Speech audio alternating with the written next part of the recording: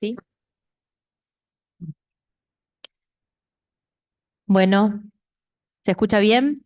Bienvenidos. En nombre de la Comisión Científica, les damos la bienvenida a los que están acá presentes, a los que nos acompañan en Zoom. Mi nombre es Karina Kraut, soy integrante de la Comisión Científica. Estamos trabajando este año en nuestro ciclo científico que es Devenir psíquico entre lo constitucional y el azar, y la mesa de hoy va a tratar sobre contrapunto, modelos de constitución psíquica.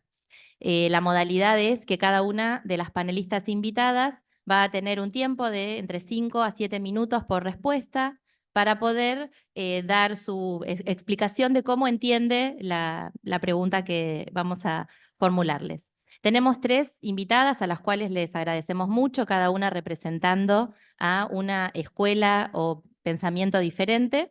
Una de ellas tuvo una dificultad en llegar, así que estamos tratando de que pueda conectarse online. Vamos a ver si lo podemos lograr, pero bueno, empezamos con las colegas que tenemos aquí presentes. Va a comenzar con las respuestas la doctora Clara Nemas. Por supuesto, después vamos a dar un espacio para preguntas. Y antes, la frase que inspira esta mesa: la mente humana no se limita a nada. Es una frase de Goethe. La mente humana no se limita a nada. Es una frase de Wolfgang Goethe. Bien. La doctora Clara Nemas, que representa a Abdeva y al pensamiento de Melanie Klein, Bion y Meltzer, ella va a hablar desde ese marco, es médica psicoanalista con fusión didáctica en Abdeva, directora del área de desarrollos kleinianos en Abdeva, coordinadora del seminario sobre la obra de Donald Meltzer en Abdeva y de un curso sobre la obra de Bion. Es miembro del Comité Asiático Pacífico de la IPA y del board del IJP, del cual es también coordinadora del Comité de Revisión de Libros de América Latina. Fue chair por América Latina del Congreso 52 de la IPA, lo infantil en sus múltiples dimensiones. Publicaciones en libros y revistas nacionales y extranjeros, y trabaja en práctica privada en psicoanálisis y supervisión. Bien, la primera pregunta es: ¿cómo se conceptualiza el devenir psíquico entendido en el marco de este ciclo científico a la luz de su teoría? Bueno, muchas gracias. ¿Se escucha? ¿Se escucha? Muchas gracias por la invitación. Es un espacio que quiero mucho porque vine en otras ocasiones a compartir y siempre fue muy abierto y muy enriquecedor para mí. Me siento un poco incómoda con la idea de representar, ¿no? De representar una teoría o de representar una institución. Es interesante pensar en el tema de la representación, quizás porque nos mete derecho en esta idea de Klein acerca de cómo nos relacionamos con los otros y si tenemos representaciones, si somos representantes, si somos imagos, ¿qué somos? Introyectos, ¿no? En la mente del otro y el otro en nuestra propia mente. Entonces quizás es un punto de partida. Pero tomando en cuenta que yo entendí por lo menos que se me considera un poco así como abrevando, como dice en una de las preguntas que me gustó esa palabra, abrevando en las ideas de Klein, pero también en los desarrollos post-kleinianos, particularmente Bion, que sería alguien que está más cerca, digamos, de mi corazón en este momento, las ideas de Meltzer también, y las ideas de los post-kleinianos contemporáneos. Estuve hace muy poquito en la reunión del Melanie Klein Trust en Londres y hablando también con un, para mí, típicamente analista kleiniano, John Steiner, que me corrigió y dijo: no, yo soy un analista freudiano, y además estaba revalorizando las ideas de Margaret Mahler, y en el Melanie Klein Trust se habló también de Winnicott. Entonces pienso que estamos atravesando otro momento también del desarrollo, más integrando ideas que representando escuelas, ¿no? Pero ¿qué podría decir? No quiero eludir la pregunta, bueno, lo esencial me parece a mí de la idea del desarrollo psíquico temprano en Klein es fundamentalmente quizás dos de los títulos de sus artículos, ¿no es cierto? La vida emocional del lactante y nuestro mundo adulto y sus raíces en la infancia. Es decir, que la idea de Klein, que tuvo contacto además con pacientes desde 2 años de edad y observó bebés, es que hay una vida emocional desde el comienzo de la vida, algo que después incluso se va a antedatar, ¿no? A momentos prenatales. Pero ella piensa que hay una vida emocional intensa, violenta, profundamente tergiversadora quizás también, ¿no? De la realidad, porque el bebé kleiniano tiene una interpreta, el bebé kleiniano interpreta desde sus impulsos amorosos, impulsos de vida, impulsos de muerte, podríamos decir, instintos de vida, instintos de muerte, necesita una interpretación de qué es lo que está ocurriendo en su vida y en la manera en que se encuentra con los objetos o las otras personas del mundo que lo circunda, ¿no? Lo primero que va a necesitar este bebé que tiene una vida emocional muy intensa es hacer algo con esos impulsos internos, y el modo en que lo hace, a diferencia del bebé freudiano, es que va a implementar mecanismos de defensa desde muy temprano en su vida como para poder tolerar ese volcán, digamos, ¿no? De emociones internas que tiene.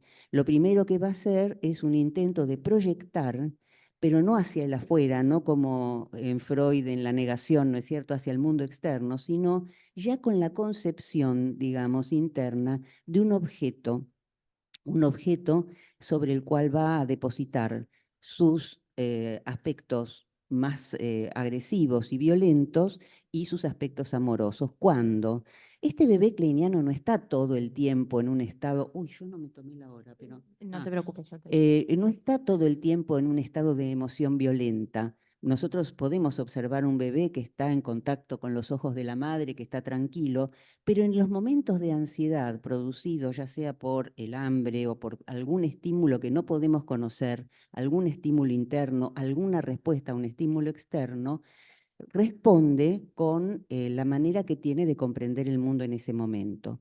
Y le da una intencionalidad, según Melanie Klein, ¿no? Es decir, que el objeto no es un objeto, ¿cómo podríamos decir?, neutro para el bebé. Es un objeto que va a tener una intencionalidad. Inicialmente, una intencionalidad que cada vez que se presenta una frustración, cada vez que se presenta un dolor, la intencionalidad proviene de un objeto que agrede, de un objeto que ataca. Y cada vez que hay una gratificación, digamos, o un sentimiento de bienestar, es vivido como proveniente de un objeto amoroso, de un objeto que quiere, de un objeto que satisface. Esto la llevó, es decir, Melanie Klein, lo que tuvo, me parece a mí, es un impacto muy grande por el sufrimiento que veía en los bebés y en los niños pequeños, ¿no? Es decir, algo que no estaba tan sobre la mesa. La idea de, porque infante es, o infancia, estamos hablando desde el nacimiento hasta primer año y medio más o menos, ahí andamos en la evolución del bebé kleiniano. Entonces ella consideró que la relación entre el bebé y los objetos iba a estar determinada por un grupo constituido por un consorcio, digamos, ¿no? Un consorcio de estas fantasías inconscientes que el bebé ya trae consigo, que podría tener una... ¿Sí? ¿Ya están? Ya están. No puedo creer. Perdón. Entonces, bueno, ¿qué puedo decir? 2 minutos más. 2 minutos más puedo decir que para Melanie Klein hay una organización de la mente en el bebé que tiene que ver con las posiciones que son un consorcio entre estas fantasías inconscientes, las defensas y el estado del yo, y el estado del yo va a tener que ver también con el estado del objeto. Ese objeto y ese self infantil en un primer momento de la vida está relacionado desde una parcialidad hacia objetos parciales. ¿Qué quiere decir? Que desde el amor va a amar a objetos amorosos y desde el odio va a odiar a objetos que lo agreden o que le hacen daño, ¿no? En un primer momento uno podría decir, no hay ausencia de objeto, esto es lo importante, son objetos parciales y nunca hay una ausencia de ellos, porque para que haya ausencia tiene que haber un objeto más total, un objeto que se pueda perder, un objeto del que uno se pueda separar.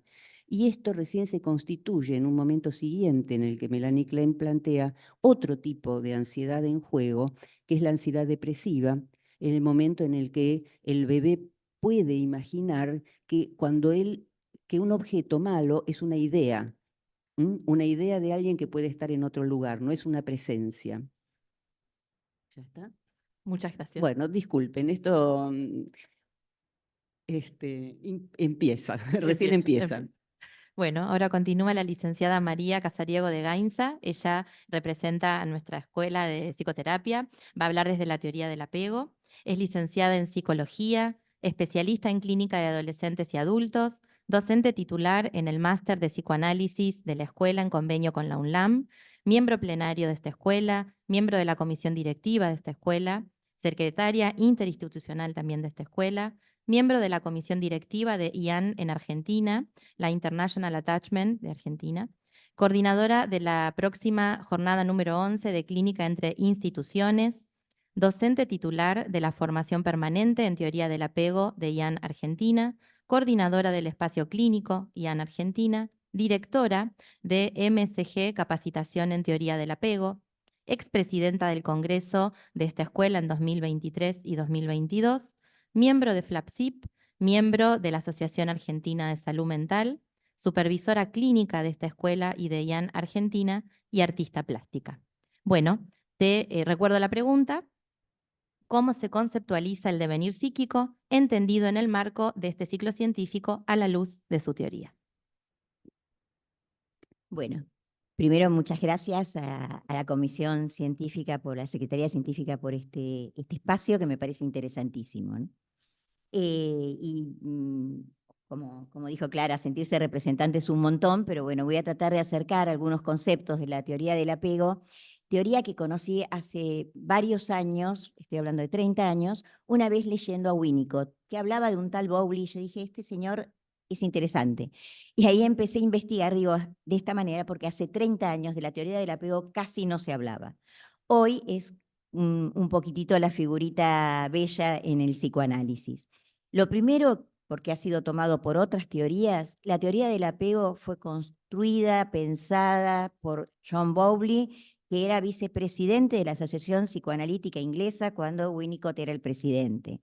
O sea, su formación es psicoanalítica y pensó cuestiones bastante diferentes en ese momento y creó lo que se llamaba el grupo intermedio en la época en que justamente estaba en auge Melanie Klein. Él planteó cuestiones bastante distintas. Respecto de la pregunta concreta, que él plantea que el psiquismo no deviene de la pulsión, digamos, no se construye a partir de ahí, sino que se moldea a partir de las relaciones interpersonales, que esto es lo que fue el cambio en ese momento, que hoy casi no podemos no pensarlo, pero que en ese momento no se pensaba un psiquismo interno proyectado, y él plantea que lo que hay es un sistema de apego innato.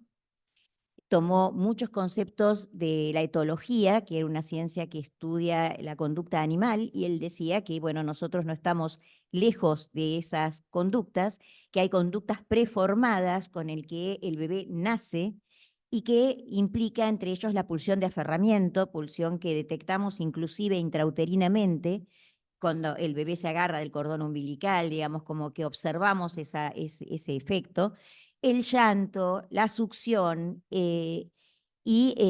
bueno, posteriormente la sonrisa, pero digamos que son todos señales que lo acercan a su objeto, que para la teoría del apego ese objeto es la figura de apego. Este es pongo entre paréntesis, un concepto muy interesante porque él no plantea una función materna, una función paterna, sino plantea una función de apego, una función de corte, y esta función la puede ejercer la figura de cuidado, la persona que cuida, con esto abrimos un espectro muy grande en relación, bueno, a las adopciones, etcétera. Lo importante es la persona que ejerce protección y seguridad para el niño. Esa va a ser la persona que va a digamos, llevarlo a esta situación de poder vérselas con el desamparo originario. Las investigaciones mostraron un bebé muy activo. Esto es una característica de la teoría del apego. Está muy fundamentado por investigaciones que dan cuenta de lo que sostiene. Por ejemplo, en el momento del nacimiento, un bebé nace, si se lo pone inmediatamente en el vientre de la mamá, va a reptar en la búsqueda de figuras redondas y oscuras, que es el pezón y los ojos de la mamá. Esto es por ser una especie mamífera. Todos los mamíferos hacen esto. Y el humano no deja de hacer esto si no lo intercepta la ciencia, la tecnología, etcétera, ¿no? Si dejan que el bebé haga esto, bueno, ese reptar del bebé, que es recontra hiperactivo en ese momento de nacimiento, permite que la mamá pueda evacuar la placenta, por ejemplo, naturalmente, sin que intervenga médico, sin que intervenga nadie. Estos aportes de la teoría del apego cambiaron la obstetricia, cambiaron la neonatología, en donde quiere ser escuchada. En este reptar va en búsqueda del pecho y de la succión, y es algo que el bebé lo hace muy activamente, aunque nadie lo coloque en el pecho. Con lo cual, esta es la primera diferencia en relación a la mirada de Freud, que es un bebé activo. Bowley plantea que hay una etapa sensible en todos los mamíferos que dura 1 hora y media, que es que cuando nace un bebé, durante esa hora y media está abierto a todas las sensaciones que puedan brindarle el otro. Después de esa hora y media entra en un letargo de 12 horas.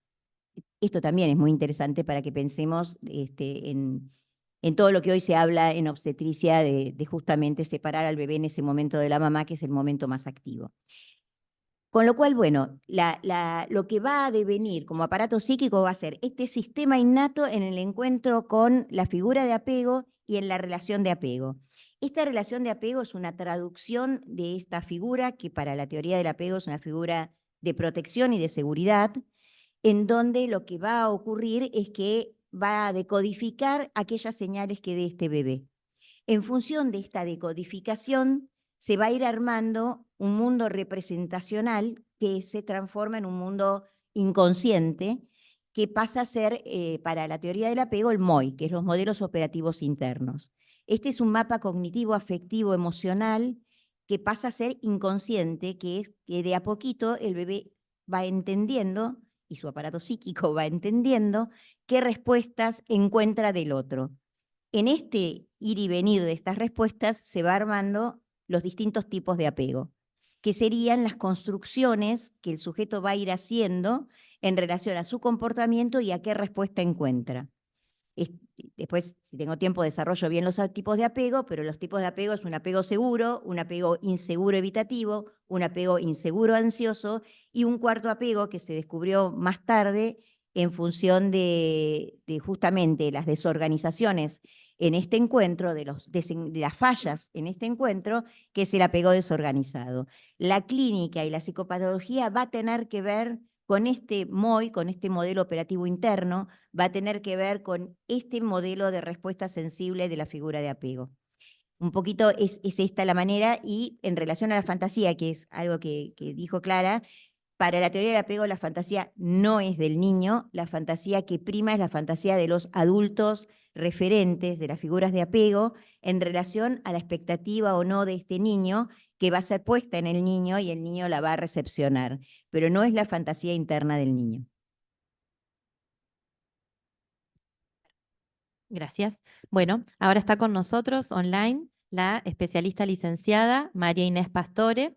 Ella representa a Sapia y va a hablar desde el pensamiento de Silvia Bleichmar. María Inés es licenciada en Psicología por la UBA, especialista en clínica con niños y adolescentes, tiene la certificación otorgada por el Colegio de Psicólogos de la provincia de Buenos Aires. Es miembro de ASAPIA, directora de la carrera de especialización en clínica psicoanalítica del Distrito 14, del Colegio de Psicólogos de la provincia de Buenos Aires. Es integrante del área de supervisores de ASAPIA, Hace supervisiones en el Hospital Posadas, Vicente López y Planes de General Rodríguez y el Hospital Balestrini de La Matanza. Es docente de seminarios de ASAPIA y de la carrera de Clínica Psicoanalítica del Colegio de Psicólogos de la provincia de Buenos Aires. Es maestranda de la Maestría en Psicoanálisis de APA USAL.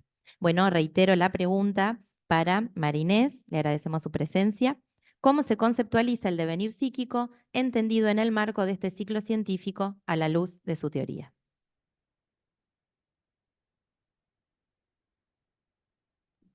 Ahí está. Ante todo, muchas gracias por la invitación, muy buenos días a todos y pido disculpas por no poder estar en forma presente con ustedes. Bueno, el modelo teórico desde el que abordamos la clínica psicoanalítica tiene que ver con el modelo de Sylvia Bleichmark, que pertenece al psicoanálisis contemporáneo.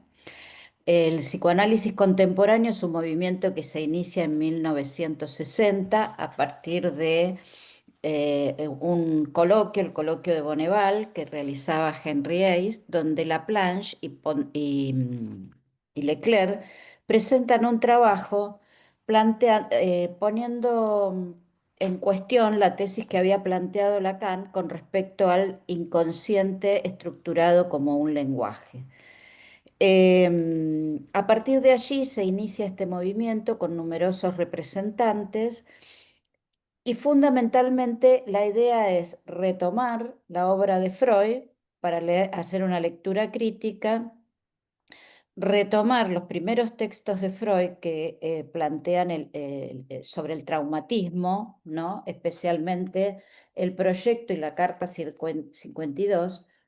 Y a partir de allí introducir la metapsicología como eje de la clínica. Sylvia Bleichmark en su tesis doctoral va a desarrollar un modelo de constitución de psiquismo que tiene que ver con, bueno, en principio se parte de que el psiquismo y lo inconsciente y la pulsión no existen desde los orígenes, ¿sí? Sino que se constituye en el encuentro con el otro humano a cargo de los cuidados autoconservativos. A partir de allí, ella va a plantear distintos tiempos reales, no míticos, de la constitución de psiquismo. El primero de todos es un tiempo biológico que ella describe como el tiempo biológico donde la cría trae montantes autoconservativos, lo instintual que no le alcanza para mantenerse con vida y por eso hace necesario la intervención del adulto para realizar todos estos cuidados que lo van a mantener con vida. Este tiempo de lo biológico es brevísimo, ya que el encuentro con el adulto es inmediato. Aparece un segundo tiempo de vida luego que sería el primer tiempo de la sexualidad, o sea, el autoerotismo. En este tiempo, bueno, sintéticamente, el adulto a través de esos cuidados va implantando un exceso de excitación que proviene tanto desde su inconsciente, desde su sexualidad infantil inconsciente reprimida, como desde mensajes que también provienen desde su narcisismo. Y a partir de allí el bebé va a tener que hacer algo con ese exceso de excitación porque no es posible descargarlo a cero como se establece en el principio de Nirvana. Entonces, lo biológico inicialmente va a ser alterado por esta intervención del adulto a cargo, que a partir de esos cuidados va a ir abriendo zonas autoeróticas de placer cuya satisfacción o cuya descarga no se va a reducir a la función biológica alimentaria o la que fuera. Esto instala lo que se llama la alucinación primitiva, que está en el proyecto, en Freud, que sería ese primer movimiento de simbolización y el origen del pensamiento, pero todavía estamos sin sujeto. Va a ser necesario un segundo tiempo de la sexualidad, que sería el primer tiempo del sujeto, donde se instala lo que sería, lo que Freud denominó represión represión primaria. Silvia la va a llamar represión originaria porque a partir de ese movimiento se da origen a las instancias psíquicas con legalidades diferentes. Perdón. ¿Cómo se produce esta represión originaria? A través de contrainvestimientos que también proponen los adultos a partir de una propuesta identificatoria con el objetivo de que la cría ingrese en la cultura. Y después va a haber otro tiempo lógico que tiene que ver con el Edipo y la constitución del ideal del yo y del superyo. Bueno, estos serían los distintos tiempos. Por ahí después, si quieren, lo podemos desplegar un poco mejor. Bueno, gracias. Volvemos entonces con las preguntas a Clara. Y la siguiente pregunta es, ¿qué lugar le da la teoría en la que usted abreva a las series complementarias? Bueno, ahora me gustaría incluir las ideas, sobre todo de Bion en este momento, ¿no? Porque las series complementarias en la teoría kleiniana están determinadas un poco por estas situaciones de un psiquismo temprano que no es una tabula rasa, que viene ya con expectativas de encuentro de un objeto, con fantasías que no tienen un contenido que podamos llamar adulto verbal, ¿no es cierto? Pero es un contenido emocional importante. Entonces, Melanie Klein ha hablado de cuestiones innatas, importantísimas en la determinación de cómo va a ser el desarrollo de este bebé, pero sobre todo también en el encuentro con una madre que pueda tolerar o no esta recepción, digamos, de la angustia del bebé. Bion, yo creo que es el que más ha trabajado el pasaje de lo que sería el encuentro con el objeto interno de Melanie Klein, que también es objeto interno para la madre. Es algo importante esta idea de que nosotros nos centramos mucho en el bebé, pero que los mismos mecanismos que el bebé utiliza, por supuesto de un modo más evolucionado, están en la madre hacia el bebé. Más en la próxima pregunta voy a tratar de tratar un poco más el tema de la identificación proyectiva, que por supuesto es mutua. Es decir, que no se puede, y Winnicott lo dijo, pero creo que sí recogía algo que a lo mejor era un problema al presentar la teoría. Nunca había un bebé solo, dijo Winnicott, ¿no? Entonces, hay una idea en Bion que me parece que tiene que ver con las preconcepciones y el desarrollo del pensamiento, que podríamos pensar como en las series complementarias, porque él habla que desde una preconcepción innata con la que uno viene, que sería la expectativa del encuentro. Yo he visto videos donde los bebés en la India reptaban hacia el... es muy difícil de tolerar, que vayan reptando hasta el pecho de la madre, pero que hay una preconcepción, una expectativa, que no solo está en el nivel concreto del encuentro con el pecho, sino en el encuentro con una mente continente, también de las angustias del bebé. Entonces, una de las cuestiones que Bion va a plantear y que me parece que son interesantes en relación a esta constitución primaria es la idea de continente-contenido y el pasaje de la relación de objeto, que uno está más acostumbrado a plantearlo en Melanie Klein, a los vínculos, que lo importante no es el sujeto y el objeto, lo que pasa de uno u otro lado de la relación, sino el puente que se instala, digamos, entre, por ejemplo, la madre y el bebé, pero que el bebé nace con una expectativa. La expectativa es que haya algo, alguien fuera de él, que en un comienzo puede ser el pecho, y la relación con el pecho como una relación hacia quién es la madre en su totalidad, que contenga sus angustias. La idea de continente contenido creo que es una de las ideas más fundamentales que propuso Bion en relación a lo que podríamos llamar estas series complementarias, donde hay un bebé que trae algo, sobre todo lo que trae, según la teoría, y cada uno tendrá que ver después cómo la metaboliza, es una gran tolerancia o intolerancia a la frustración. Es decir, la idea de que la frustración pueda ser tolerada o evadida, ¿no? Y que eso va a marcar una gran diferencia en el desarrollo mental del bebé, y una madre que pueda tolerar las angustias que recibe por parte del bebé, que sobre todo son angustias de muerte.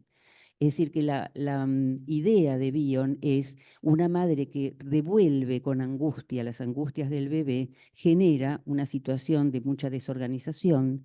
Una madre que tolera recibir las angustias del bebé y puede decirle: si tenés miedo de morir es porque querés vivir, es una madre transformadora, ¿no? Entonces, creo que en este ida y vuelta hay algo desde lo innato y cómo lo innato juega con lo muy tempranísimo de los vínculos, que podríamos pensarlo en relación a las series complementarias, ¿no? El otro factor constitucional muy perturbador en la teoría de Melanie Klein es el de la envidia, ¿no? El de la envidia primaria, donde describe algo que puede ser entendido como primario en términos genéticos o puede ser entendido como primario en relación al objeto dador, al primer objeto, no al objeto, no primario históricamente, sino primario como al objeto primario. Y ella lo que ha descrito, me parece que está basado también en sus observaciones acerca de los bebés que se alimentan mal, el bebé que tiene acceso al pecho, pero que no puede tolerar recibirlo y que tiene una relación muy conflictiva con el pecho, que no podemos, según esta idea del continente contenido y la capacidad reverí materna que plantea Bion, que es esa capacidad transformadora que necesita el bebé de sus impulsos, ideas y angustias iniciales tan desorganizantes, de una madre que pueda transformarlo en un nivel simbólico, ¿no es cierto? En darle una categoría simbólica a algo que hasta ese momento Bion hubiera llamado los elementos beta, por darles un nombre, digamos, que son la cruda emocionalidad que impacta en la mente sin tener una manera de metabolizarlo, que no sea a través de la mente del otro. Muy bien, gracias. Reitero la pregunta para María. ¿Qué lugar le da la teoría en la que usted abreva a las series complementarias? Bueno, primero me encanta porque en vez de contrapuntos uno diría, bueno, son puntos muchos muy parecidos con otros términos, ¿no? Y creo que eso es lo primero que tenemos que empezar a pensar, cómo las teorías se empiezan a imbrincar y complejizar, pero que retoman muchas cosas. Primero, tomar algunas cuestiones que dijo Clara, que me parece muy importante. El concepto de contenido continente de Bion para la teoría del apego es la relación de apego. Digamos, es ese sostén emocional que va a dar inmediatamente la figura de apego cuando recibe ese bebé, y con todas las fantasías de la figura de apego en relación a ese bebé. Otro tema importante es que para la teoría del apego las experiencias reales son importantes y son las fundantes. No es la fantasía inconsciente ni lo que pasa, sino lo que pasa realmente en el vínculo, que eso es lo organizador. Lo constitutivo en la primera de las series complementarias sería justamente lo que hablamos antes, que es el sistema de apego innato con esa serie que ya viene predeterminada por ser un mamífero. Frente a eso va a haber un encuentro con un otro que va a tener que ver con la regulación emocional, que es un concepto muy importante para la teoría del apego, que tiene que ver con la respuesta sensible del cuidador. La respuesta sensible en algún momento se comparó a la empatía, pero no es la empatía. La respuesta sensible no es sentir con el bebé, sino es poder organizar lo que el bebé siente. Para poner un ejemplo concreto, no es lo mismo un bebé que llora con cólicos, con una mamá que puede darse cuenta que le está pasando eso, le hace masajitos, lo mima, lo contiene emocionalmente, soporta ese dolor, ese llanto, ese sufrimiento de ese bebé, a una mamá que cree que en ese momento ese bebé se quedó con hambre y entonces lo pone en el pecho, por ejemplo. O una mamá que se pone muy ansiosa y dice, con este bebé que está, entre comillas, mal criado, no puedo, que se ocupe otro o lo deja un rato. Esto va a construir tipos de apego muy diferentes, muy paulatinamente y por supuesto en la persistencia de estos modelos. No es porque alguna vez, sino en la persistencia de estos modelos. Este es un concepto muy, muy importante, digamos. ¿Cómo organiza el cuidador lo que le pasa al mundo desorganizado psíquico de ese bebé? ¿Cómo lo organiza? Otro punto muy importante es que para la teoría del apego no es la autoconservación lo primero. Lo primero es el apego. El bebé busca el contacto por sobre todas las cosas. Luego viene apoyada la autoconservación, pero no al revés como lo planteó Freud. Y para esto se basó en estudios e investigaciones, muchos las conocerán, que son las investigaciones de Harlow en relación a monos rhesus, en donde mostró cómo monitos desde muy pequeñitos, frente a una figura que no era alimentaria, pero que sí era mullidita, con figuras redondas, calentita, era la figura que recurrían constantemente.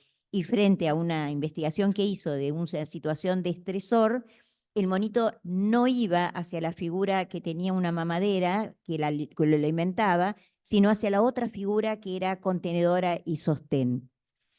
Otro de las diferencias para pensar es, bueno, en la segunda serie complementaria, en las experiencias tempranas, evidentemente lo que importa es el MOI, el modelo operativo interno, cómo se construye el tipo de apego, y que va a ser un modelo donde luego en la adultez el sujeto va a tener ese modelo inconsciente interno y va a ir en búsqueda de estas cuestiones. Didier Encié tiene un concepto que a mí me parece muy interesante, que es el apego a lo negativo. Y esto nos responde sobre algunas cuestiones en relación a la violencia, por ejemplo. Porque en la vida adulta personas siguen, muy encomillado, eligiendo vínculos violentos cuando en realidad han vivido vínculos violentos. Y es que el modelo operativo interno es ese. Como me decía una paciente, en mi casa gritaban siempre, yo no estoy acostumbrada a que no griten. Es decir, como que esto es una construcción posterior que después veremos porque el modelo de apego se fija y genera un modelo de vida, un mapa cognitivo emocional, pero a la vez puede ser modificado. Y la tercera categoría, que serían los factores actuales, las cosas que pueden ocurrir, para la teoría del apego, esto tiene que ver con la ansiedad de separación. La ansiedad que se despierta en el psiquismo humano es la ansiedad de separación. Digo esto último, el modelo de apego se constituye desde este sistema de apego innato, se va construyendo la conducta de apego en los 2 primeros años de vida. A partir de ahí se construye un modelo que se resignificará desde este lugar. No estamos en conducta de apego permanentemente. Luego vendrá un sistema motivacional que es de exploración. Entonces el sujeto solamente recurrirá a su base segura, a su refugio, en los momentos en que esté asustado o necesite protección. Y esto es desde que nace hasta que muere. Van a ir cambiando probablemente esas figuras que den la base segura, pero siempre se va a activar el sistema de apego frente a situaciones de angustia o de separación. Bueno, gracias. Volvemos a María Inés con la pregunta, ¿qué lugar le da la teoría en la que usted abreva a las series complementarias?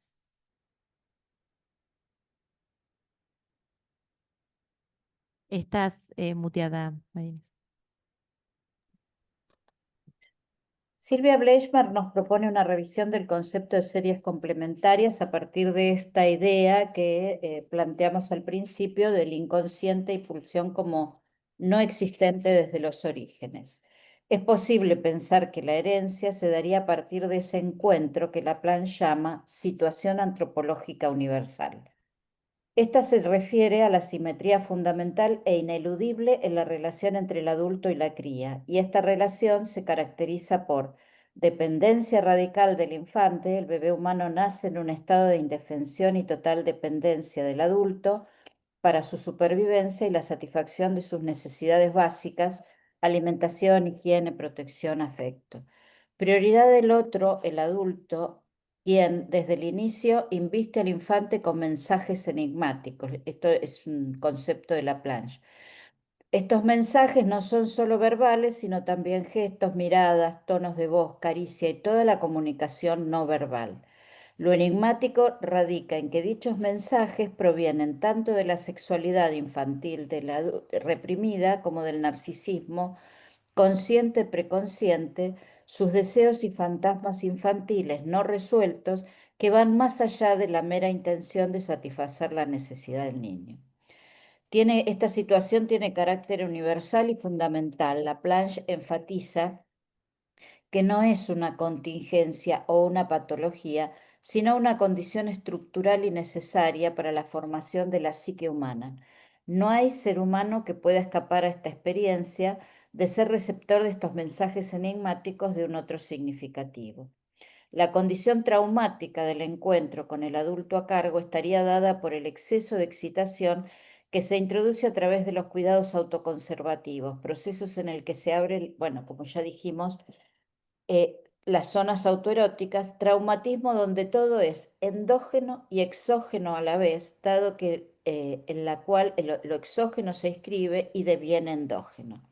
La teoría traumática de la neurosis no se sostendría en una regresión a un punto de fijación temporalmente establecido, sino que sería la pérdida de toda temporalidad lineal y se sustentaría en la progresión de aquellas representaciones que al haber quedado en latencia son sobreinvestidas por los tiempos posteriores que dan forma final al traumatismo. Esto es el concepto de après-coup que da cuenta de un traumatismo en dos tiempos. Por lo tanto, la pluricausalidad del síntoma debería ser entendida no por sumatoria, sino por reensamblaje en el cual lo contingente deviene necesario a partir del abanico de posibilidades que la estructura de origen propicia. La estructura psíquica es siempre singular y su modo de funcionamiento dará origen al conflicto y al síntoma. El factor hereditario va a estar pensado a partir de lo que Leishman denomina la estructura edípica de partida, o sea, cuestiones del orden de fijaciones y traumas de los adultos a cargo que se pondrán en juego en las representaciones sobre sí mismo, el deseo de hijo, a partir de los fantasmas parentales. Por eso afirmará que en la generación anterior hay antecedentes patológicos. La acción seductora del adulto es capturada traumáticamente por el niño como aflujo de excitación indomeniable, como enigma de resignificación, o sea, a fantasmatizar. Las vivencias sexuales de la infancia en la neurosis son la condición básica, la predisposición.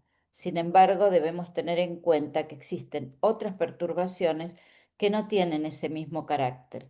Por ejemplo, aquellas patologías de déficit, procesos de deconstrucción psíquica, depresiones que tienen que ver con las condiciones de vida de cada época. En la actualidad, todo lo que tiene que ver con los ataques de pánico, por ejemplo. Nos referimos a secuencias de episodios que, si bien no son traumáticos, se constituyen como determinantes por resignificaciones de après-coup.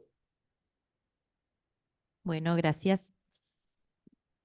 Vamos con la tercera pregunta de este contrapunto. Volvemos con Clara. ¿Qué otros aportes de su teoría considera fundamentales para comprender la constitución psíquica?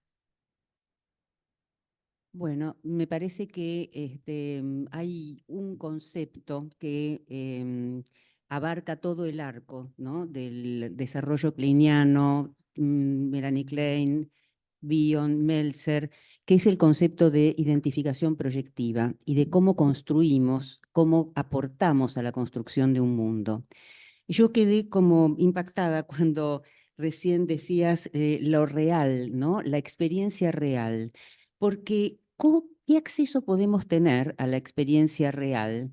Desde Freud sabemos que hay una realidad que es también psíquica, ¿no?, que él consideraba como una realidad quizás tan real o más que la realidad externa. Entonces, yo creo que la identificación proyectiva y el modelo de formación del mundo interno sigue un poco esta línea, la línea de la verdad material a la que no tenemos acceso y cómo vemos que va modificándose muchas veces en el relato que un paciente o que nosotros mismos hacemos de nuestras vidas, ¿no? Una vida que para Melanie Klein como condición humana es la vida que está ligada a la dependencia y al mismo tiempo a estar solos. Somos muy dependientes y estamos muy solos con esa dependencia también. Tenemos una dependencia muy extrema del objeto, pero también lo construimos en nuestro vínculo, ¿no? con el objeto. Entonces, yo creo que lo que agregó Melanie Klein a la realidad psíquica que planteó Freud es el mundo interno, que si tuviera modo de mostrar algo de los dibujos de Richard, no sé si es posible, pero que ustedes puedan ver acá, cómo se fue, digamos, Richard hace un dibujo de un barco. Richard fue el pacientito de Melanie Klein que ella llevó en su corazón hasta que se murió, ¿no? Y que tuvo que ver con el origen. A la cámara. Bueno, a ver si lo podemos acercar, como para ver ese mundo, el mundo de arriba de Richard, y un mundo que cada vez más se le fue poblando. No quiero entrar en el dibujo, pero que cada vez más se fue poblando y él pudo mostrar y expresar de qué pasaba en su mundo interno.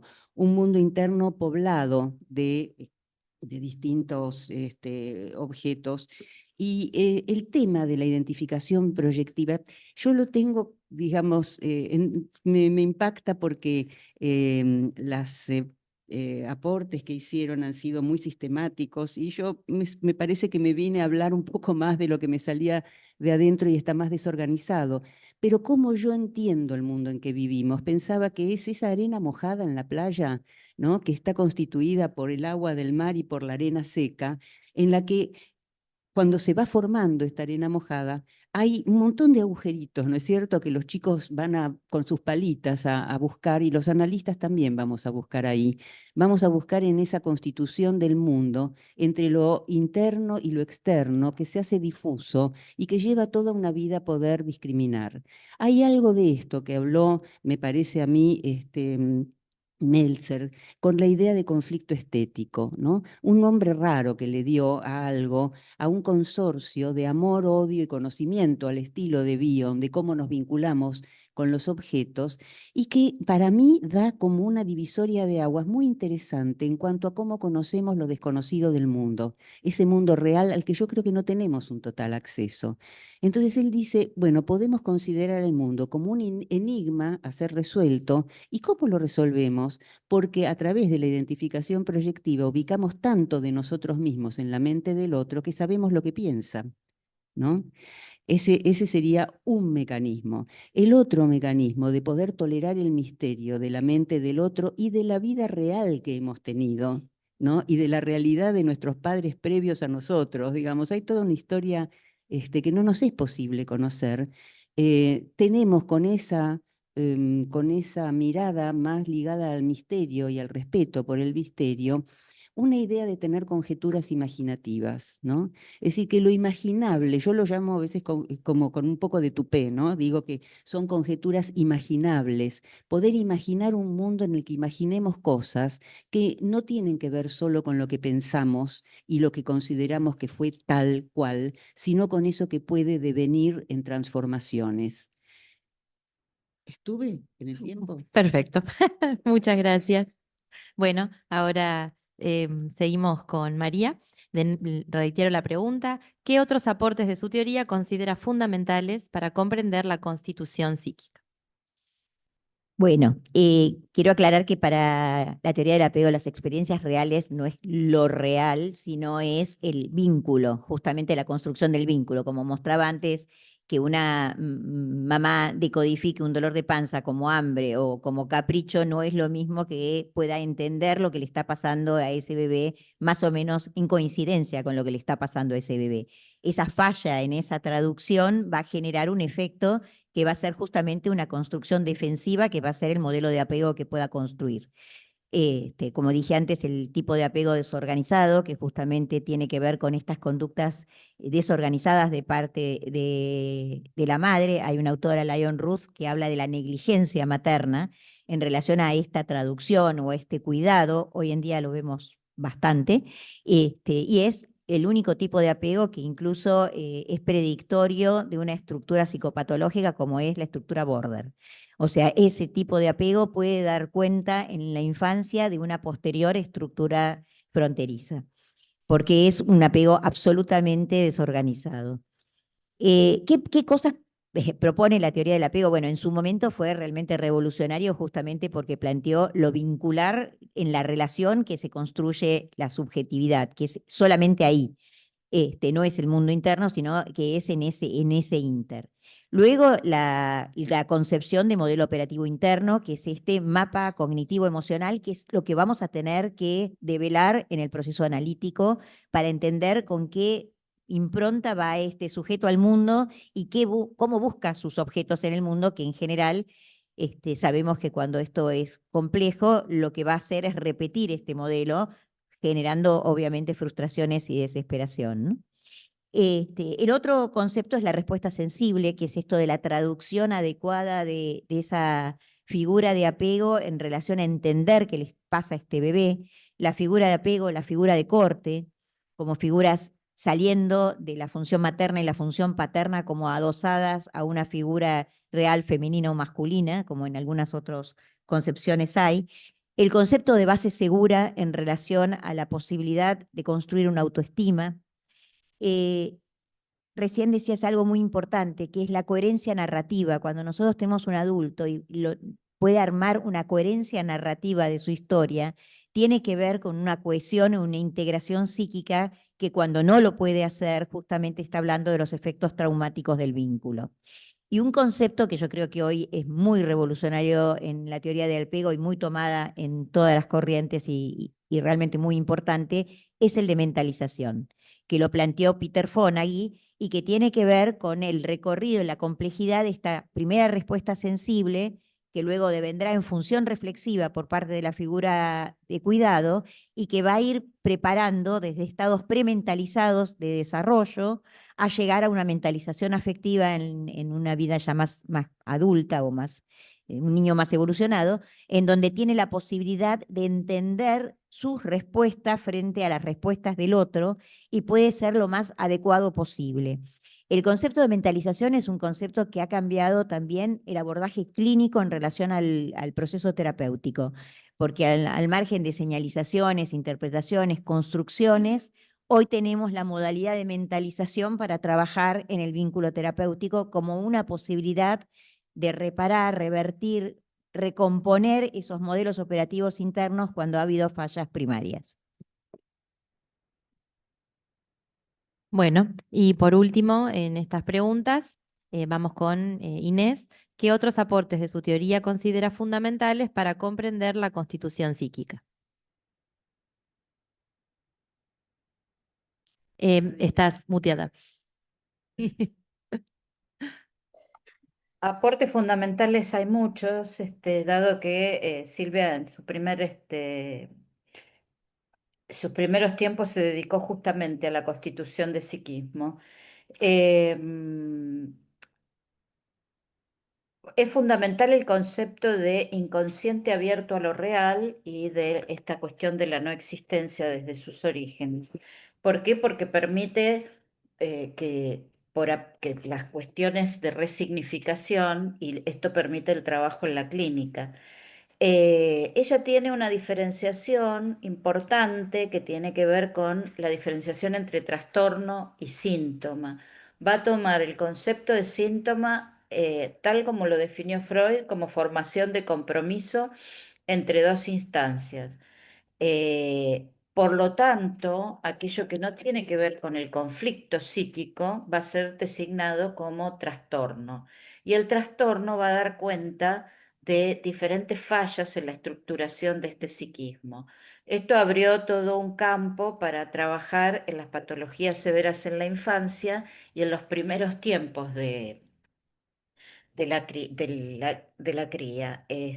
Otro concepto, ella rescata el valor de la historia en la clínica, pero no la historia relato ni la historia acontencial, sino la historia libidinal, que es que va a dar cuenta de aquellas representaciones o puntos de fijación posibles que pueden llegar a ser reinvestidos y avanzar hacia la conciencia. Y entonces podría llegar a generar o síntomas o trastornos. El trastorno fundamentalmente también está pensado desde la conceptualización de lo traumático y fundamentalmente desde la Carta 52, donde Freud desarrolla distintos tipos de memoria y entonces la conceptualización que se va a derivar de allí es una heterogeneidad representacional que va a hacer que sea necesario adecuar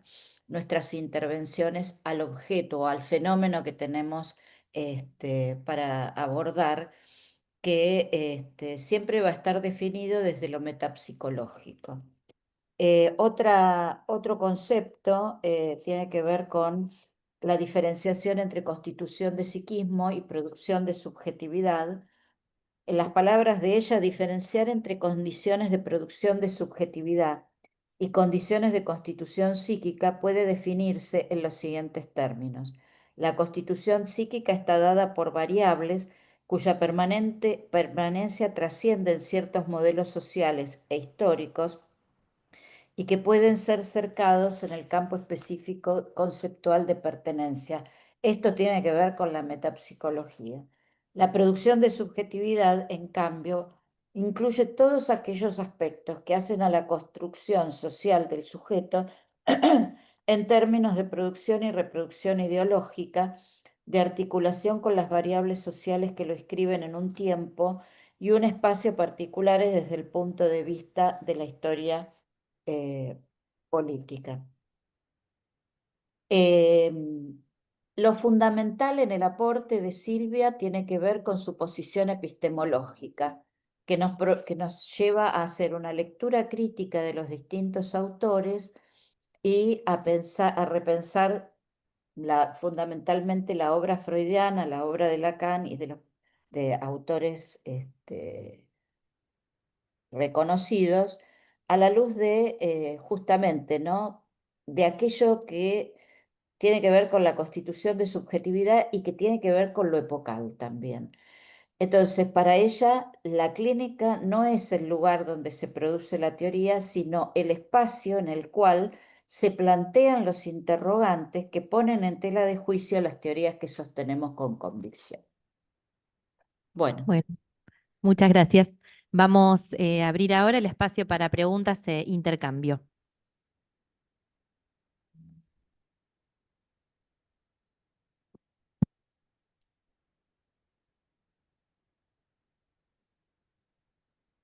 Allá. Bueno, buenos días, muchas gracias. Mi nombre es Claudia Levín. Me gustó mucho esta mesa, la idea que tuvieron de convocar a 3 colegas que puedan pensar desde las teorías con las que tienen transferencia. Me gustó mucho lo que dijo Clara, cuestionarnos un poco acerca de qué es representar a una teoría o a una institución, sino que por ahí me gusta más la idea de pensar desde lo propio, ¿no?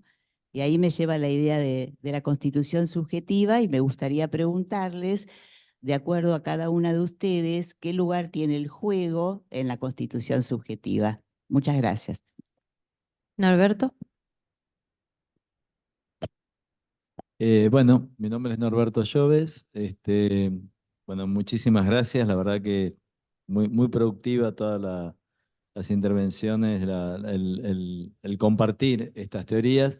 Yo voy a hacer una pregunta para cada una, desde no como representante, sino como un lector de Freud, y desde ahí una idea, ¿no?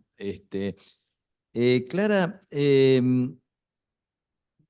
vos planteaste de la teoría kleiniana, de la teoría inglesa, la cuestión del yo desde el inicio, ¿no? Como si para Freud hay un tiempo, que es la constitución del narcisismo, yo placer purificado, pero no hay un yo desde el inicio. Bueno, si podías por ahí un poquito ampliar cómo pensar un yo desde el inicio, ¿no?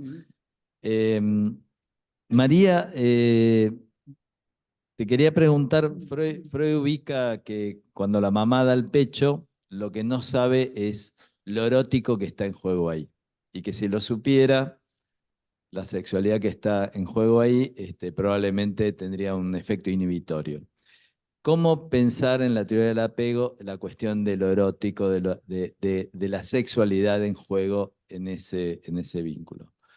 Y María Inés, el punto que me hacía pregunta es cómo piensa Bleichmar la cuestión de lo primordial en tanto, por ejemplo, las fantasías primordiales, lo prehistórico, ¿no? Si incluye en la constitución psíquica la cuestión de lo prehistórico, ¿no? Aquello, casi como hace un mito de Totem y Tabú, pero digamos, se incluye lo prehistórico como parte de las series complementarias. Muchísimas gracias y la verdad que muy, muy productivo todo esto. Mariu. Bueno, muchas gracias. Soy María Eugenia Farrés. En principio, quería hacer un comentario, ¿sí? Porque, bueno, tomamos tres, ¿sí? Un comentario como cabeza de la comisión que organiza este espacio, ¿no es cierto? Tomamos tres teorías. Nos parecía que eran tres teorías poco escuchadas en nuestra institución. Eh, Sabemos que nos quedaron muchas afuera. eh, no sé, desde Freud, como mencionaba Norberto, en quien todos abrevamos, por lo menos todos los que trabajamos acá en la escuela, cuestiones lacanianas, cuestiones de la línea de Piera, por ahí diferenciar más las líneas kleinianas, pero bueno, se hace lo que se puede y nos pareció que estas eran de las que menos se escuchaban. Así que quería aclarar eso. Y aclarado eso, espero que todas se hayan sentido cómodas, hablo de nuestras invitadas, ¿sí? Con las preguntas y agradezco también a los que valoraron el espacio, a Norberto y a algunos en el Zoom, porque realmente pensar qué preguntar y cómo preguntarlo fue para nosotros un laburo, ¿no? Así que gracias. Después, a ver, empiezo de atrás. María Inés, yo me quedé por ahí pensando en esto de algo que vos planteabas como uno de los aportes, ¿sí? De la teoría de Silvia a nuestra clínica, y hablabas algo de adecuar nuestras intervenciones al objeto al que nos estamos dirigiendo. Me gustaría si nos podés contar un poquito más a qué te referís con todo eso, ¿sí? Este, María, eh, el apego que puede ser predictivo, ¿cómo pensar lo predictivo en el marco de nuestras teorías? A mí, la verdad, me dio como Minority Report, no sé, medio feito. Por eso lo pregunto. Y acá, espérate que llegue a...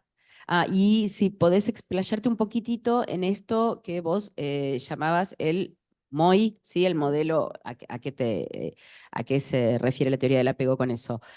Y después para Clara también tenía una pregunta, pero la tengo que llegar a encontrar. Un momento. Espérate que no. Les pido un minutito de paciencia, ¿sí? La cuestión que siempre pregunto, porque nunca termino de entender, que es ni más ni menos que la de la identificación proyectiva. Es una pregunta, perdón mi ignorancia, pero insisto, muchas gracias. Bueno, volvemos entonces a la mesa con las respuestas. Seguimos el orden. Bueno, con relación al juego, pensaba que podría remitirnos a Personificación en el juego de los niños, ¿no? De Melanie Klein. El juego como una posibilidad ligada también al sueño, de personificar y de poner en juego, de poner en manifiesto, digamos, aspectos internos que pueden ser entonces retrabajados, resimbolizados, reinterpretados, pero que me parece que es en la personificación en el juego de los niños, que yo siempre digo que es el libro que me llevaría a la isla si me quedo en un lugar, el capítulo de ella o el artículo de ella, donde más se expresa lo que es la posibilidad de juego y de volcar en el mundo externo, ese mundo interno que en el dibujo de Richard hemos visto tan poblado, ¿no? No sé si esto más o menos te responde, no creo que sea una respuesta, pero es hacia donde yo me dirigiría.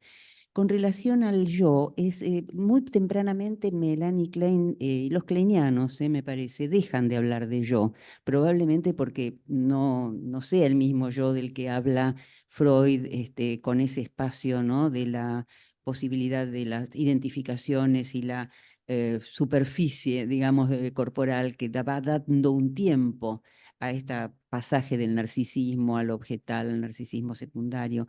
Me parece que en Klein la idea de self aparece desde muy temprano también en su obra, y el self está constituido por lo que en la teoría de Freud, digamos, en la metapsicología, estaría formado por el ello y el yo.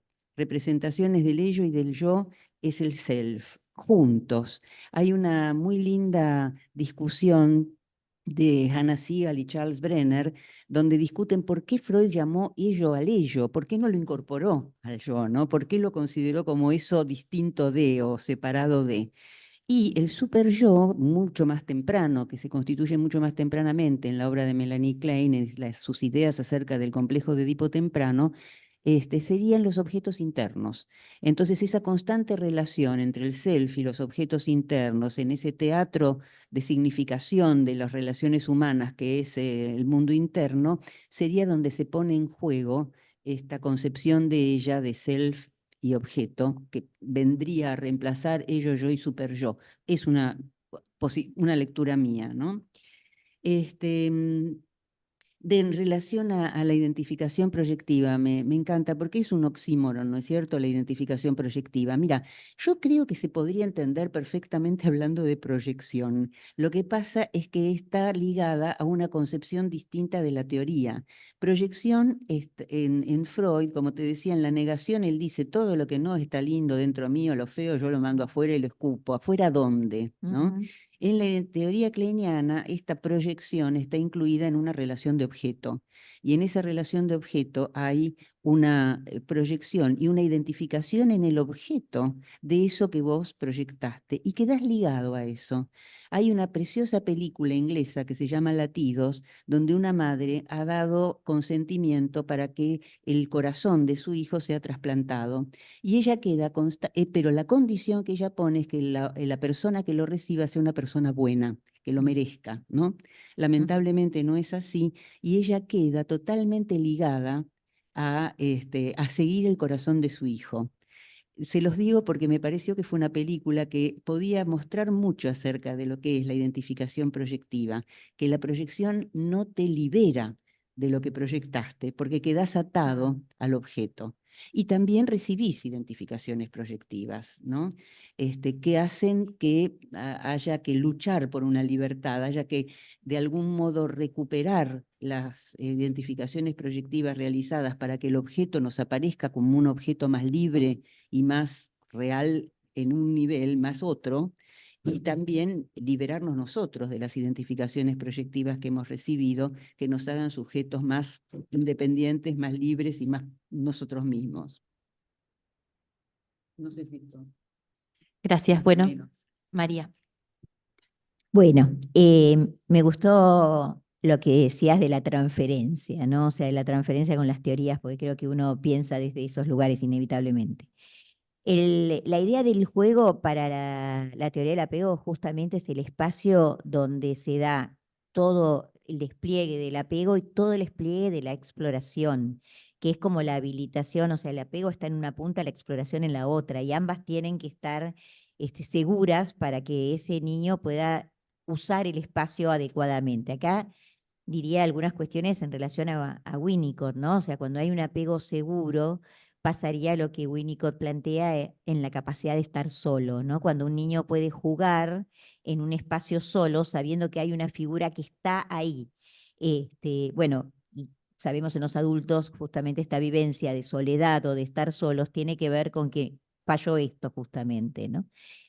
O sea que el juego sería ese espacio, y en el espacio terapéutico justamente la convocatoria es no solo el juego del niño, sino el juego diádico con las figuras de apego.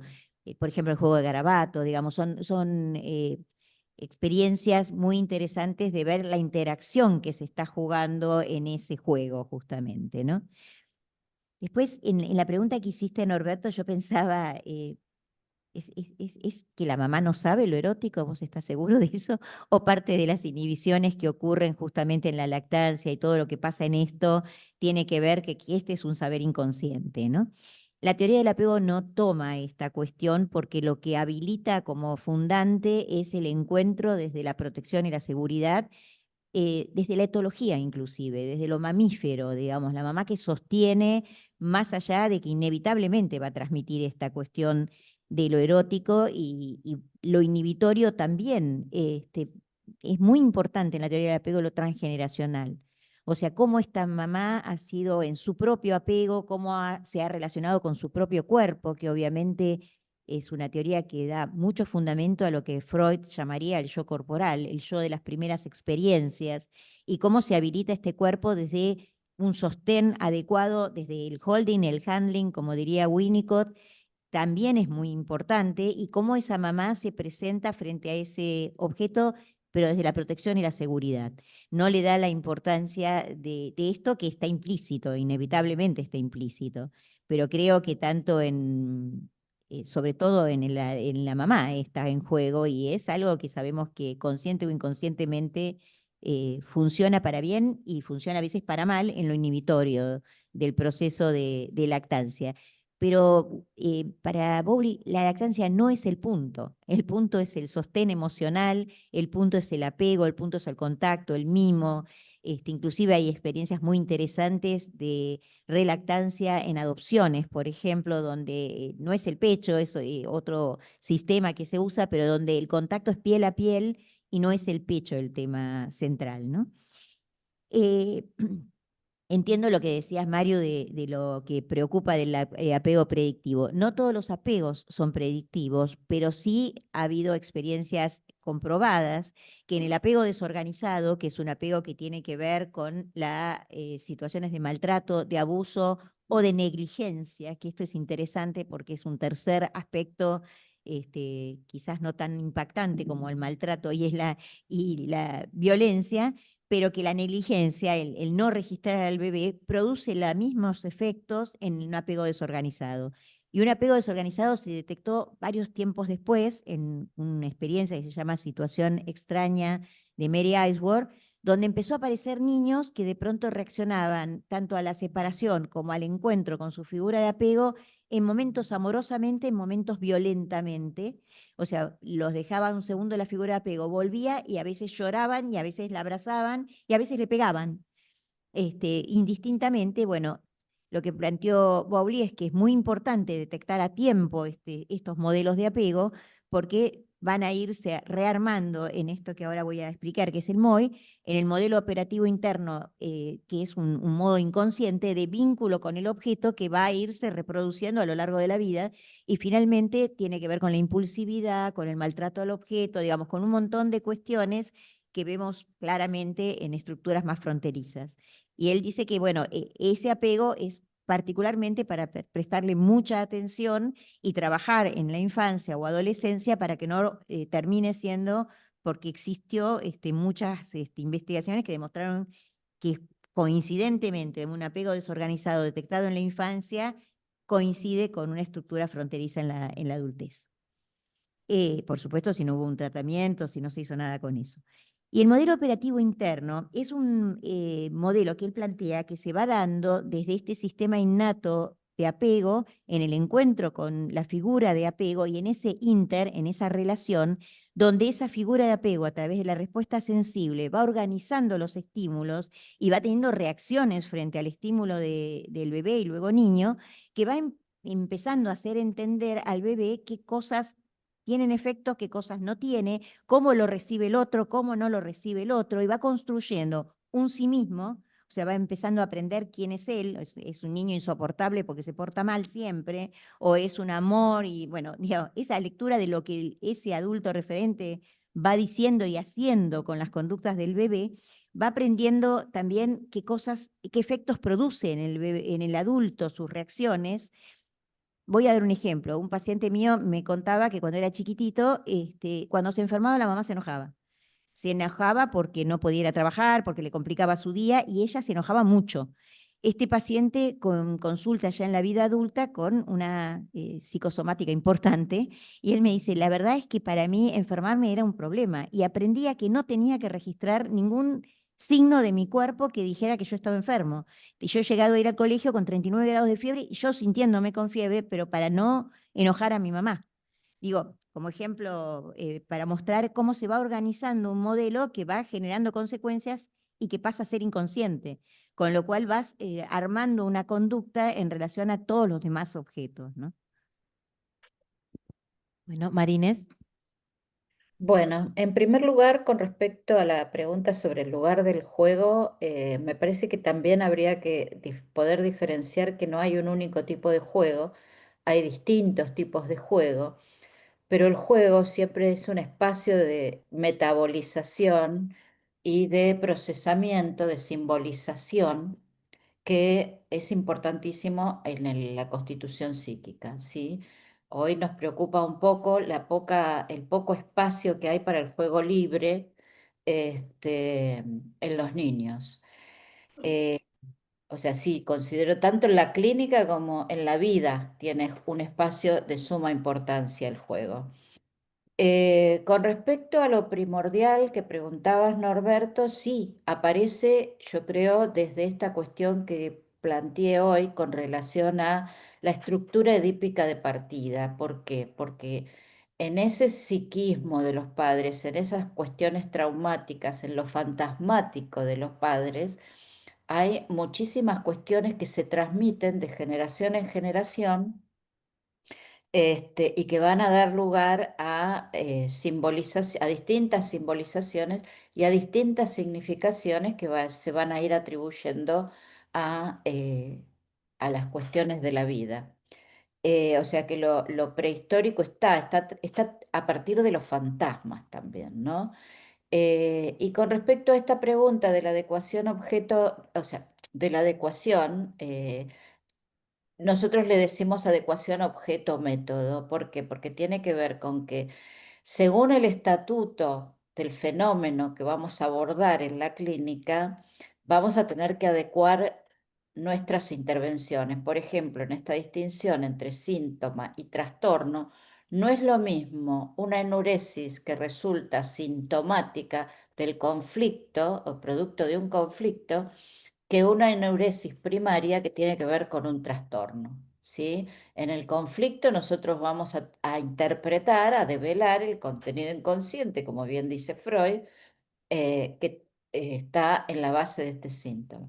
En el trastorno tiene que ver con ir construyendo, por ejemplo, en el tema de la enuresis, ir construyendo los diques a esa cuestión autoerótica en que consiste la enuresis. No sé si respondí a todas las...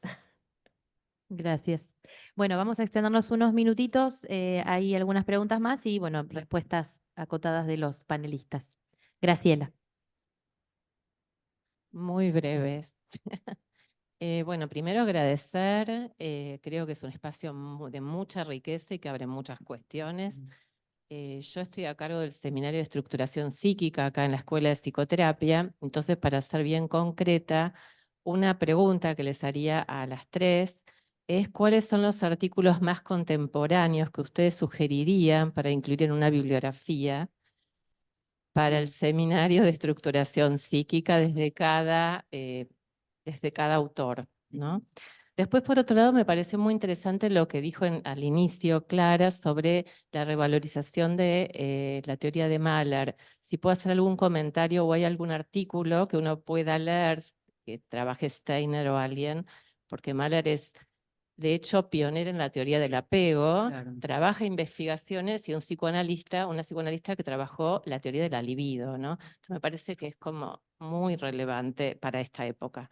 Y por último, el tema de lo real, no quería dejar de nombrar que Winnicott dijo, acá quiero decir que caen bombas y que la experiencia que cada uno haga de esa realidad es lo que creo que tenemos que trabajar como psicoanalistas, pero sin dejar de tener en cuenta que caen bombas, ¿no?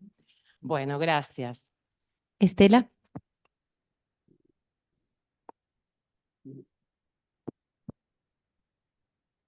Bueno, les voy a leer las preguntas y comentarios del chat. Bueno, hay agradecimientos. Alicia Levin les agradece las importantes presentaciones. Pregunta, ¿cómo pensar hoy que la soledad y el aislamiento es escuchado en nuestra clínica y se acompaña con desasosiego e incertidumbre? Luego, Mónica Fabeluques, excelente el armado del contrapunto y muy claras las presentaciones. Estela Tortorelli, buenísimas las presentaciones, agradece y pregunta, ¿cómo les resuena la frase de Goethe? Alicia Gómez, para María, en relación a lo transgeneracional, ¿qué se juega en la díada? ¿Es posible que haya madres que sobrecompensen en su hijo lo que fue déficit de madre hacia ellas? Gracias. Muchas gracias, Cristina Guevara. Dice, hermosa mesa, excelente idea. La frase es, la mente humana no se limita a nada. Bueno, vamos de nuevo en orden, Clara. ¿Cuáles serían los artículos, no es cierto? Yo invitaría mucho a leer a, a, Meltzer en su libro El claustro. El claustro me parece que es un libro contemporáneo, digamos, ¿no? No tomamos acá todavía, bueno, es imposible, no es, yo lamento, ¿no? El estilo mío de personalidad no da para los 5 minutos, ese es mi problema. ¿Qué voy a hacer? Entonces voy a tener que pensar otra vez cuándo puedo hacer algo o no, ¿no? Porque dejé muchísimas, yo veo que mis colegas han sido mucho más organizadas, pero todo el tema del pensamiento psicótico que trae Bion, yo creo que tiene una actualidad muy impactante y todo el ataque a la capacidad de pensar y hacer vínculos, ¿no? Así que el ataque al vincular también podría ser, hay un texto incluso que tengo yo escrito, hay un libro sobre ataque al vincular que está muy, muy interesante. Bueno, estas eran tus preguntas, eran más o menos los artículos que hubieron. ¿Cómo? Ah, y sobre Mahler, bueno, además de ella, hay un libro de John Steiner, yo estuve hablando con él hace muy poquito y fue muy emocionante. Él escribió un libro, Ilusión, Desilusión e Ironía.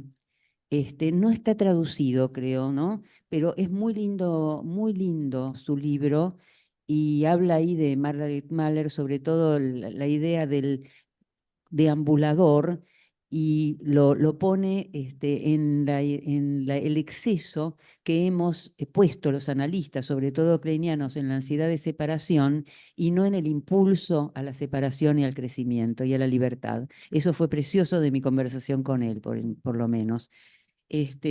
No sé si yo lo que quisiera es decir también que hay algo muy fuerte para esta época, en estos pensamientos, ¿no? Obviamente en los de todos, pero en este pensamiento bioniano, sobre todo, en este pensamiento en el cual la estructuración del aparato psíquico es violenta y hay momentos y funcionamientos que pueden ser muy socializados, como por ejemplo la tiranía y la sumisión en este momento, ¿no?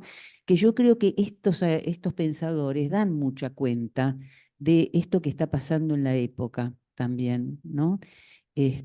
Bueno, Melanie Klein tiene un artículo sobre el sentimiento de soledad, que también se miran así porque son los que ustedes han dado, claro.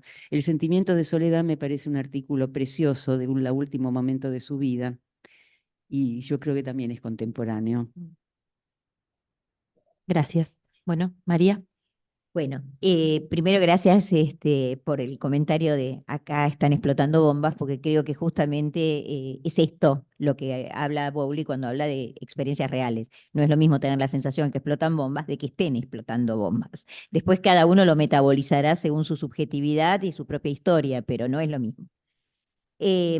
Respecto de la pregunta de Alice sobre la soledad y el aislamiento, hace un ratito yo decía esto de la negligencia que entraría en esto, dejar al niño solo, sin un registro, que el registro no es solo físico, sino la mirada, la escucha. Este aislamiento en donde hoy en día hay muchos niños, creo que es un tema realmente muy, muy preocupante de dónde está en la cabeza de los adultos. Creo que está tomada por como decía Clara, por un mundo que realmente en este momento es muy violento y que nos deja en un estado bastante de negligencia a todos. Y después lo transgeneracional. Lo transgeneracional es importantísimo para la teoría del apego, porque de alguna manera inevitablemente va a irse reparando o no, o sobrecompensando, como decían, digamos, es tan preocupante una falla en el apego como una sobreprotección, porque como les decía, había un polo que es la teoría del apego y la conducta de apego, y otro polo que es la exploración del mundo.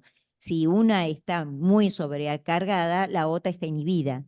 Entonces, inevitablemente ese niño no va a tener una exploración del mundo y va a ser un adulto después inhibido.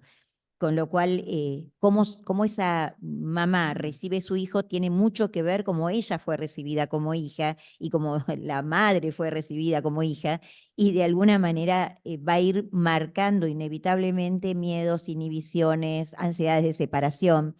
Para la teoría del apego, la ansiedad de separación es algo que tiene que ver con un proceso que tiene que aprenderse. El duelo es algo que ha trabajado mucho también la teoría del apego, el duelo en el sentido de poder ir separándose adecuadamente del objeto y que no sea una ansiedad, sino puede ser una separación posible y no tiene que ser violenta, digamos. O sea, la separación tiene que ser un proceso de desarrollo a la exploración. Antes de pasar a Marinés, quería decir algo breve, Clara. Un artículo que quisiera comentarles es un trabajo de Mónica Cardenal, Los niños en la guerra, porque están haciendo ahora un trabajo de grupos, están cayendo bombas, están muriendo los padres de estos chicos también, ¿no? Y se está haciendo un trabajo con juego. Alguien preguntó por el juego antes, vos. Me parece un trabajo muy actual, muy contemporáneo, y que también atiende a la idea del concepto de trauma. ¿Y qué pensamos sobre trauma? En contrapunto con fantasía inconsciente, ¿no?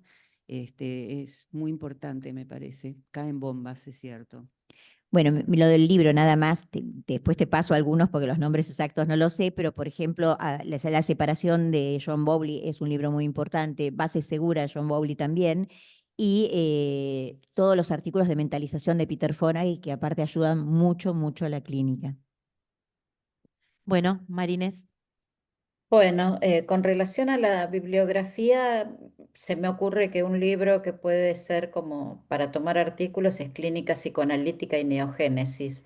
Ya después todos los otros libros son más específicos en ciertas temáticas y aquí es donde podemos trabajar más todo lo que tiene que ver con la constitución de psiquismo. Con respecto a la pregunta de soledad y aislamiento, yo creo que hay una cuestión contemporánea que hay que tener muy en cuenta, que es el efecto traumático que ha tenido la pandemia y la resignificación que ha dado a la presencia del otro como amenazante y a la reclusión como algo que tiene que ver con una protección y un cuidado de uno mismo. Entonces, por supuesto, siempre uno aborda estas cuestiones en el caso por caso y cómo se han entramado estas situaciones traumáticas y la situación traumática actual, ¿no? Con relación a cómo se entrama con los fantasmas de cada uno. Bueno, gracias. Bueno, antes de terminar, María quiere dar un aviso. Quiero pedir permiso, ¿eh? El 30 de agosto en nuestra institución hacemos la jornada clínica interinstitucional en donde participan 17 instituciones pensando justamente una niñita víctima del secuestro y muerte de sus padres durante el proceso de 1976, donde vamos a ver todo lo que hemos trabajado acá, justamente, ¿no? Los efectos del medio, los efectos de cómo se regula nuevamente una niña que en su momento fue diagnosticada con un síndrome autístico y bueno, justamente lo vamos a revisar en esa jornada. Bueno, gracias a todos. Nos volvemos a encontrar el 6 de agosto. Ahora vamos a tener un receso en julio. Gracias a todos.